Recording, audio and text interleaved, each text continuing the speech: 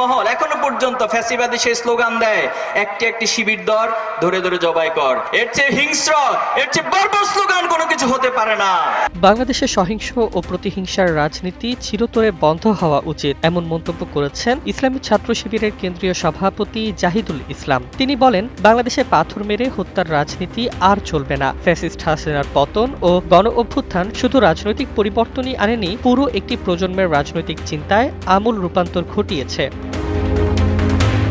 রোববার সন্ধ্যায় কুমিল্লার চৌদ্দগ্রামের উজিরপুর ইউনিয়নে জামায়াতে ইসলামীর নায়েবে আমির ডাক্তার সৈয়দ আব্দুল্লাহ মোহাম্মদ তাহেরের পক্ষে দাঁড়িপাল্লা প্রতীকের গণমিছিল শেষে তিনি এসব কথা বলেন। অনুষ্ঠানে হাজারো মানুষের উপস্থিতিতে তিনি আরও বলেন, দেশের বিশ্ববিদ্যালয়গুলোতে সাধারণ শিক্ষার্থীরা পুরনো সংঘাত নির্ভর রাজনীতি প্রত্যাখ্যান করেছে এবং এখন তারা গঠনমূলক শ্রদ্ধাবোধ সম্পন্ন রাজনীতিকে বেছে নিচ্ছে।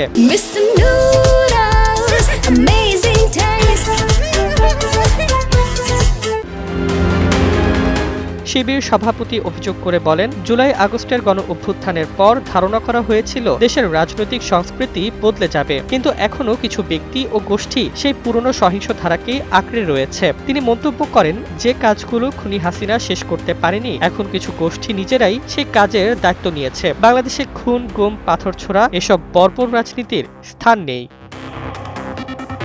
তিনি আরও বলেন, দেশের তরুণ সমাজ পরিবর্তনের নেতৃত্ব দিচ্ছে। যারা আবু সাইদের মতো নিজের রক্তের বিনিময়ে ফ্যাসিবাদকে প্রতিহত করেছে, তারাই নতুন বাংলাদেশ গড়বে।